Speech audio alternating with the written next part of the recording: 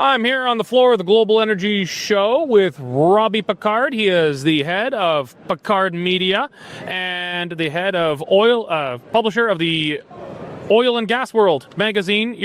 But you hail from Fort Mac, right? Yes, I'm from Fort McMurray. Yes, I've been advocating for a long time. Mm-hmm. I started Oil Sands Strong. I worked with Canada Action for a while. Good hats. Amazing hats. I worked for Canada Action for a while doing the I Love Oil Sands campaign, and then we kind of just went different ways. And then I basically kind of started doing the magazine. I took a bus across Canada, and I realized I have two things. So Oil Sands Strong is where you kind of want to punch back, like when I took on celebrity Jane Fonda, I took on Leonardo DiCaprio, and I fought the fight.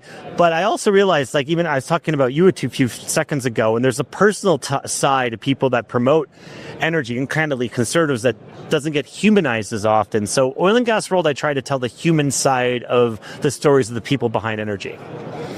Yeah, so you've been doing this a long time. You're 11 years. 11 years. You're one of the OG oil and gas. Yeah, I think OG.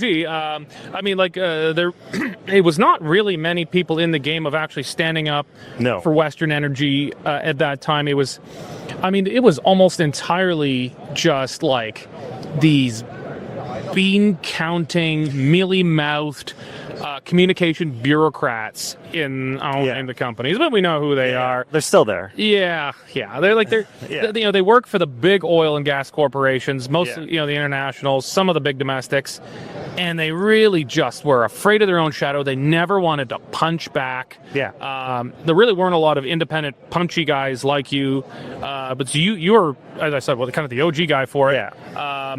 You and maybe and Cody, I guess. Cody Bashell. Yeah, the two of you. And we always got to give credit to Ezra for the book Ethical Oil. That was a big moment. That started the catalyst to bring people kind of together. I'd say kind of the three of you. I mean, Ezra, that was just one part of the media thing he was doing, but that kind of set the foundation intellectually, I think, and then laid out the argument of it. And you and Cody kind of took it from there. And it's a completely different ballgame today. Now you've got. Now it's cool. Now it's cool. It's hot, It's so hot right now. Earlier today we were both at the influencer pitch session here. They have a whole influencer portion to the oil and gas, the Global Energy Show here. I won that, by the way. You won it? I won it. I didn't. I didn't stay around long enough. No, you didn't. You missed out.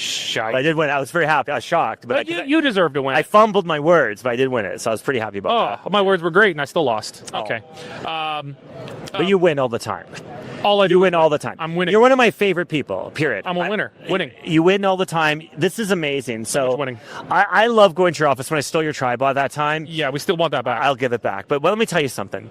Your office is one of the most, I spent a lot of time there. I think you guys interviewed me at the time, and I love it. It reminds me of an old newsroom that you don't see anymore. And you got your reporters sitting there, and they're kind of like scuffling through their stories. They would be smoking. They could. You know what I mean? The vaping now. Yeah, the vaping. But it's such a beautiful place. And I love all of the old magazines. I think Danielle Smith gave you those to put back up. Yeah, the delivery address is still on them. To her house. But that is, you should be proud of that. And you should be proud of how hard you've worked to protect, I'm going to say authentic media, or media with a different perspective. So you should be proud of that. So you're the biggest influencer of them all in a sense. So I just wanted to say that. My ego is big enough to absorb. That's true. And I don't give compliments I don't mean. So that's I appreciate it. Yeah. Thank you. Yeah. So, we had this event today. It's kind of a new thing where there's hundreds of these influencers. Oil and gas influencers now. Yeah. And we went from 2 and a book to 11 years ago to hundreds here. And it's a whole network. You have the Modern Miracle Network that's built into this. Canada Action, Oil Sands Strong, all of these things. And it just seems to really have matured now as, I don't know if a movement's the right term. I guess it is. Well, so I've been at this quite a while, and I actually, candidly, to fund this, I started my own media company, which we do social media websites.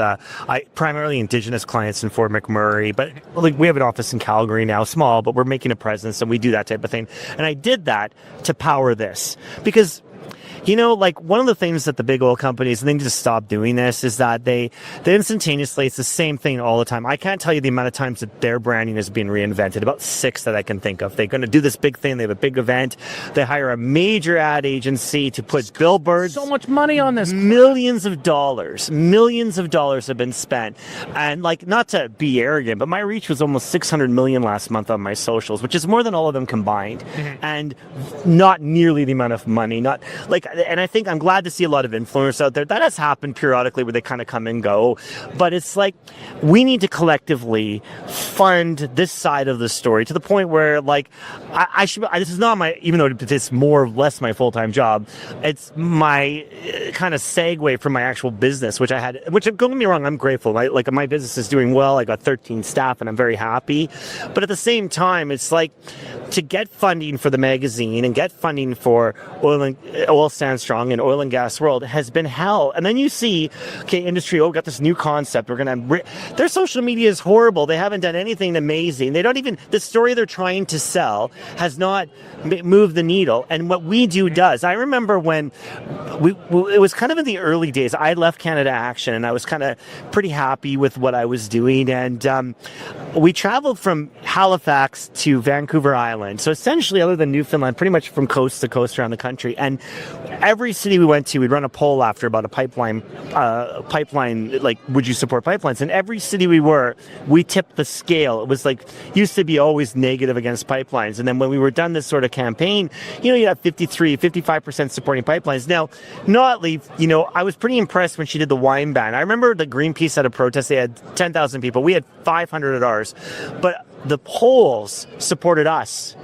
So all of that work, we didn't get paid for it. We had very limited money. That was far more effective than anything that the big companies did. And I really hope that they look at us more seriously of finding ways to support, because a lot of people that were in advocacy that came and gone never got funding, and eventually, you can't afford to do it. I'm very fortunate that I've got a good business and I got a good base. I'm part of the Glossky family, and they're a group of companies in Sport McMurray, so I'm very lucky. But that being said, I want to see far more, because Alberta has contributed. The Fraser Institute did that study, and it's basically Alberta contributed I think it was 3 times more than all the provinces combined from 2007 to 2022. Now, can you imagine if we had the Northern Gateway Pipeline, if we had more respect for this industry that pays for the whole country? But it shouldn't be a situation where it's just embarrassingly how bad it is, and we need to do more. Yeah, just the corporate communications in general is always so terrible, but especially from Alberta's oil and gas. There needs to be more. Well, and you see, the big guys tend to be afraid of their own shadow. It's the juniors, some of the mid guys. They're willing to fight. They're willing to fund people on their own side. Yeah. It's the big guys. They're just afraid of everything. They're more interested in hiring a bunch of lobbyists to trying to just suck up to whoever's in power at the time to try and win things over. But they're not fighting fire with fire.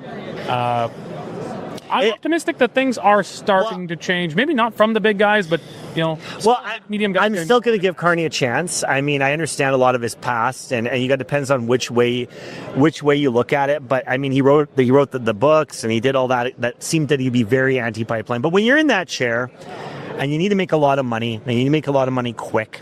And the reality is there is no such thing as green energy. Every type of energy has a cost, and it has a price, and it has a consequence. And pipelines and Canadian energy is the safest way to build the world. And he just made a statement. It's embarrassing. I didn't even know this. Canada has 3 submarines. 2 of them are not working.